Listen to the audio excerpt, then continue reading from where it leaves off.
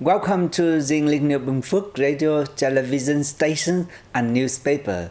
Now the top story today. From cashew husk wax to high-value supplemental products, all items record memories of Đài Phát. Over 2.3 billion US$ disbursed under National Social Economic Recovery Programs. Ladies and gentlemen, a project researching the development of cashew husk wax into high-value supplemental product has been approved by the Bình Phước Science and Technology Council. Bình Phước is known as the capital of cashew nuts, accounting for over 40% of the country's total raw cashew nut production. It's estimated that every year the province produces more than 1,000 tons of cashew husk. The majority is used as fuel or fertilizer or remains as waste, reducing the economic value of the product while polluting the environment. The project aims to produce high-value products from cashew husk in pharmaceutical technology and cosmetics along other fields in order to enhance the value of cashew nut trees while generating higher incomes for cashew nut growers, contributing to economic efficiency in the locality. The Bình Phước Provincial People Committee is to build an additional 500 houses in the 2022-2023 period for poor households in the border districts of Lộc Ninh, Bù Đốp, and Bù Gia Mập. The Bình Phước Provincial People's Committee is to build an additional 500 houses in the 2022-2023 period for poor households in the border districts of Lộc Ninh, Bù Đốp, and Bù Gia Mập. An initial investment of 60 billion dong is expected to build the 500 houses. Of this, the Ministry of Defense will contribute 20 billion dong, and the remainder will come from the Provincial People's Committee. The initiative aims to promote solidarity among armed forces, departments, and sectors in the province and localities in joining hands to help poor households to have safe shelter while supporting border guard forces, protecting national sovereignty and border security. It also contributes to strengthening national defense while building a borderline of peace, friendship, cooperation, and development. Many people are keen on retaining old or antique items as a way of preserving the country's cultural values and educating the younger generations about the exquisite tradition passed down by previous generations.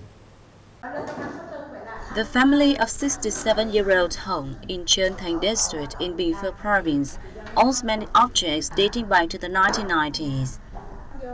Old cups, plates, bowls, and other items remind everyone about a certain time in the past. Hong said many people have offered to pay high prices to buy these items, but she hasn't sold anything because she wants to save them for her children and grandchildren to help them understand about the difficult time that grandparents lived through. She said many people are fascinated by the sophisticated patterns or cultural and historical stories associated with each old item. For people like Hong, it's a joy to have contributed to preserving cultural values passed down by her forefathers while educating the young generation about old traditions.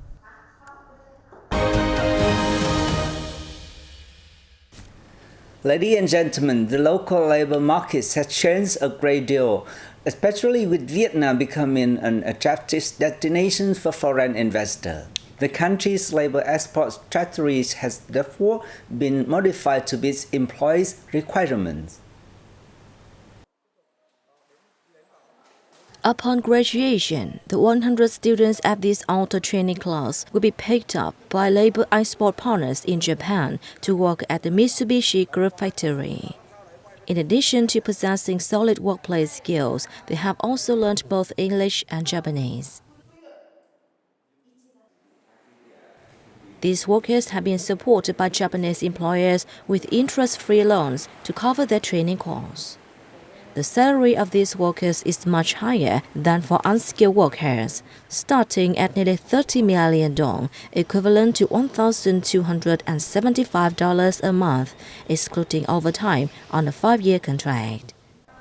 Vietnam's labor market has changed a great deal over the last decade, especially as the country becomes an attractive destination for foreign investors.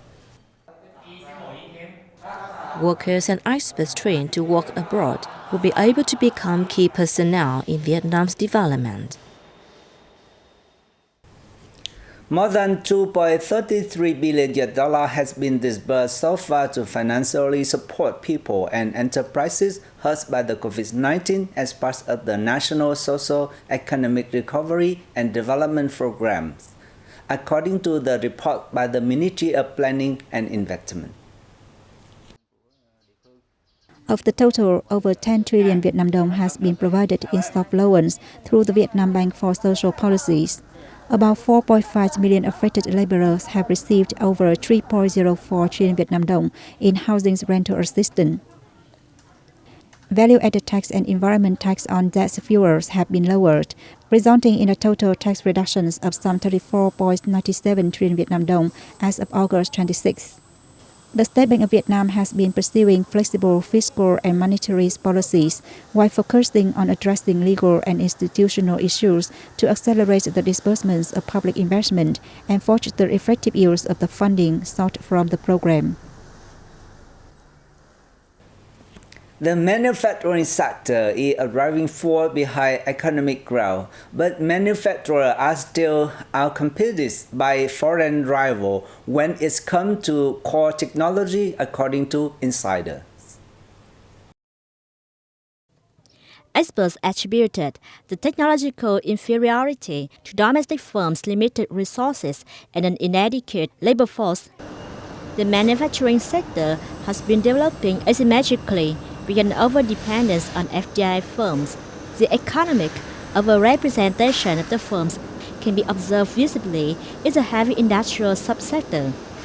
The sector's reliance on imported materials compounds the situation, resulting in low value-added domestic products.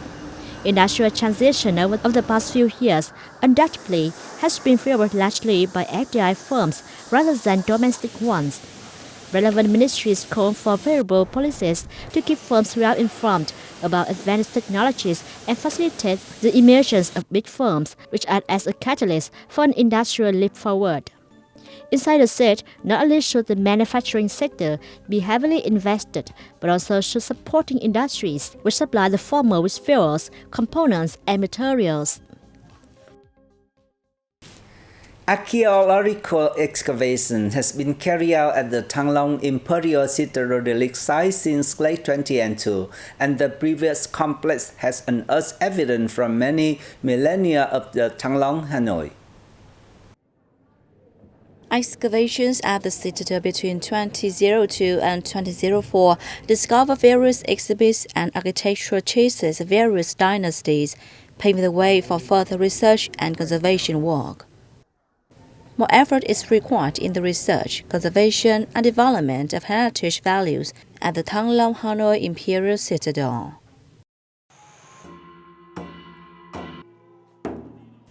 Over the past 2 decades and the 10 years since the relic was recognized as the World Heritage Site by UNESCO, the values of the Thăng Long Imperial Citadel have been upheld through various activities.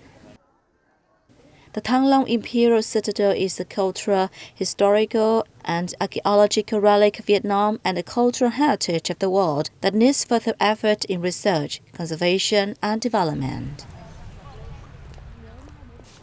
Vietnam has been listed in the world's 10th most incredible destination, which are surprisingly cheap to visit by Canadian travel magazine The Travel, along with Laos and Indonesia.